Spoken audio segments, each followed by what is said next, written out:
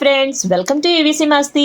సాధారణంగా నవ్వు 4 విధాల చెట్టు అంటుంటారు, కానీ రాజబాబు లాంటి గ్రేట్ కమెడియన్ మాత్రం నవ్వు 4 విధాల గ్రేట్ అంటుంటారు. మన తెలుగులో బ్లాక్ అండ్ వైట్ కాలం నుండి ఎంతో మంది హాస్యనటులు మనల్ని కడుపుబ్బా నవ్విస్తూనే వచ్చారు. కానీ తెర మీద ఉన్నట్టు వారి జీవితాల్లో హాస్యం కంటే కన్నీటి బాధలే ఎక్కువగా ఉంటాయి. తెర మీద నవ్వులు పూయించిన ఒకప్పటి గొప్ప హాస్యనటి కనకం గారి జీవితం కూడా ఇందుకు మినహాయింపు కాదు. ఈ వీడియోలో అసలు కనకం గారెవరు, ఆమె చేసిన సినిమాలు, ఆమె వైభోగం, ఆమె కన్నీటికి కారణాలు, చివరకు ఎలా చనిపోయారు వంటి విషయాలన్నిటినీ చెప్పుకుందాం.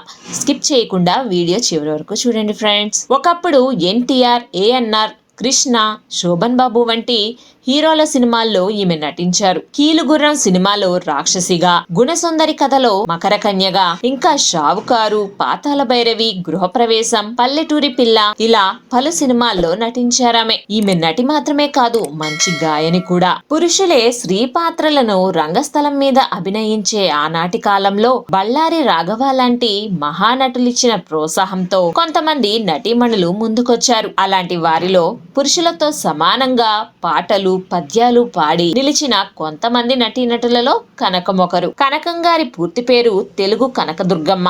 అందరూ ఆమెను టీ కనకంగా పిలుస్తూ ఉంటారు. 1930 నవంబర్ 12న ఒరిస్సాలోని ఖరగ్పూర్ లో అప్పలస్వామి, షోలాపురమ్మ దంపతులకు జన్మించారు. వాళ్ళ నాన్న రైల్వే డ్రైవర్ కావటంతో ఉద్యోగరీత్యా ఎన్నో ఊళ్లు తిరిగి చివరకు విజయవాడలో స్థిరపడ్డారు. హై స్కూల్ వరకు చదువుకున్నారు. కనకం గారి బావలిద్దరూ నాటక రంగానికి చెందినవారే. ఒకరు హార్మోనిస్ట్ కాగా మరొకరు కనకదుర్గ అనే నాట్య మండలిని నిర్వహించేవారు. దాంతో నాటక రంగంతో ఆమెకు తెలియకుండానే సంబంధం ఏర్పడటంతో చిన్నప్పటి నుండి నాటకాలంటే ఆసక్తి ఏర్పడింది. తన 12 ఏళ్ల వయసులో తొలిసారిగా ఆమె నాటకంలో నటించారు. మొదటిసారిగా నటించినప్పటికీ అందరి దృష్టిని ఆకర్షించారు. ఆ తరువాత అనేక నాటకాల్లో బాలనటిగా నటించి మెప్పించారు. అలా ఆ నాటక సంస్థల ద్వారా తాపీ ధర్మారావు లాంటి ప్రముఖులతో పరిచయాలు ఏర్పడ్డాయి. అప్పటికీ ఆమెకు సినిమాల మీద ఆసక్తి లేదు. ఇక ఆమె వయసుకొచ్చాక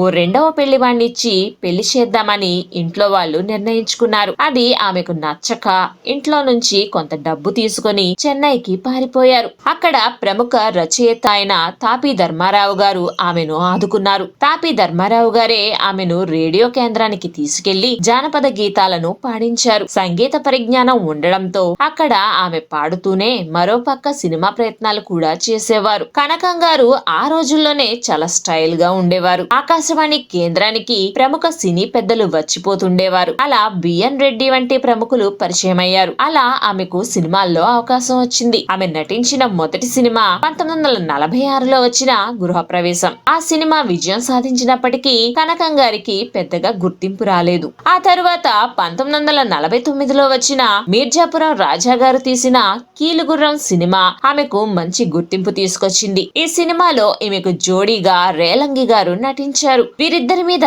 ఓ పాట కూడా ఉంటుంది ఈ సినిమాలో. ఈ పాటలో తన పాత్రకు ఆమె స్వయంగా పాడుకున్నారు. ఆ తరువాత అనేక సినిమాల్లో ఆమె పాటలు పాడారు. కీలుగుర్రం సినిమా మంచి విజయం సాధించింది. ఈ సినిమాలో నటించిన నటీనటులకు మీర్జాపురం రాజావారు బంగారు కానుకలు బహుమతిగా ఇచ్చారు. ఆ రోజుల్లో ఏఎన్ఆర్ గారికి బంగారు గుర్రం బొమ్మ, కనకం గారికి 10 కాసుల బంగారం కానుకగా ఇచ్చారు ఆయన. కీలుగుర్రం విజయం తర్వాత కనకం గారికి వరుసగా అవకాశాలు వచ్చాయి. కానీ అన్ని హాస్య పాత్రలే ఆమెను వరించాయి. ఆమెకు హీరోయిన్ గా నటించాలి అనే కోరిక ఉండేది. ఆ కోరికే ఆమె పతనానికి కారణమైంది. ఆ వివరాలు చివర్లో చెప్పుకుందాం. కీలుగుర్రం తరువాత వాహిని వారి గుణసుందరి కథ చిత్రంలో మకర కన్య వేషం ఇచ్చారు దర్శకుడు కేవీ రెడ్డి గారు. మకర కన్య పాత్ర కొంత శృంగారభరితమైన పాత్ర అయినప్పటికీ పాత్రకు తగ్గట్టుగా నటించి అలరించారు. ఆ సినిమా కూడా విజయవంతం కావడంతో కనకం గారికి గ్లామర్ ఇమేజ్ కూడా వచ్చింది.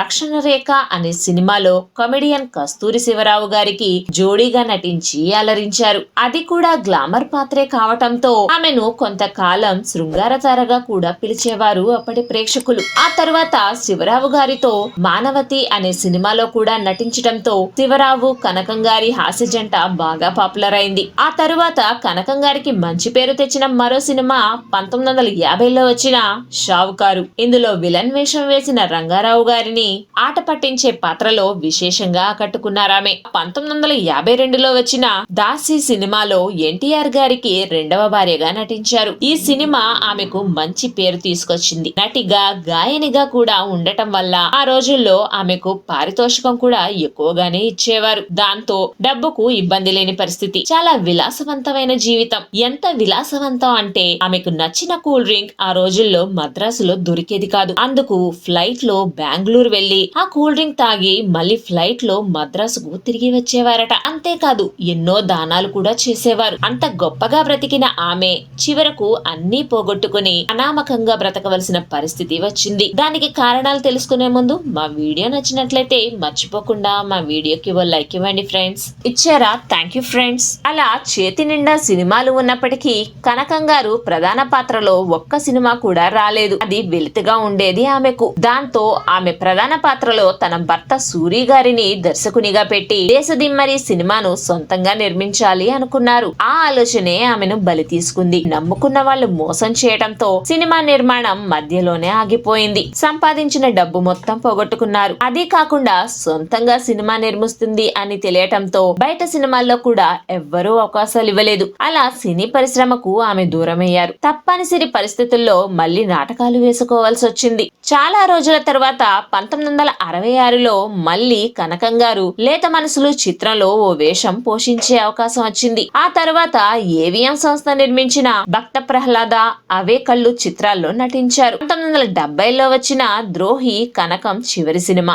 ఆ తరువాత ఇక సినిమా అవకాశాలు రావని ఆమెకు అర్థమైంది. మళ్లీ నాటకాలు కొనసాగించారు. నాటకాల ద్వారా సంపాదించిన డబ్బు సరిపోయేది కాదు. దానికి తోడు వయసు భారం వల్ల అనారోగ్య సమస్యలు కూడా రావడంతో ఎంతో వైభవంగా బ్రతికిన ఆమె రోజు ఖర్చులకు అప్పులు చేయవలసి వచ్చింది. మద్రాసులో ఉన్న ఇల్లు, కారు అమ్మేసుకుని 1974లో విజయవాడ చేరుకున్నారు కనకం. ప్రముఖ సింగర్ మనో గారు అమ్మగారు షాహిదా విజయవాడలో కనకం గారితో కలిసి నాటకాల్లో నటించేవారు. ఆ సమయంలో కనకం గారితో మనో గారి ఫ్యామిలీకి మంచి అనుబంధం ఏర్పడింది. ఆ తర్వాత రోజుల్లో కనకం గారికి కొంత ఆర్థిక సహాయం కూడా మనో గారు చేసేవారు. ఆమె చివరి రోజుల్లో సినీ రంగంలో సేవలందించిన వారికి ప్రభుత్వం అందించే ఎన్టీఆర్ ఆర్ట్ అవార్డును 2004 సంవత్సరానికి గాను కనకం అందుకున్నారు. అలాగే నాటక రంగంలో చేసిన కృషికి గాను తంగిరాల కృష్ణప్రసాద్ స్మారక పురస్కారము 2014లో లభించింది. అలా ఎంతో విలాసంగా బ్రతికి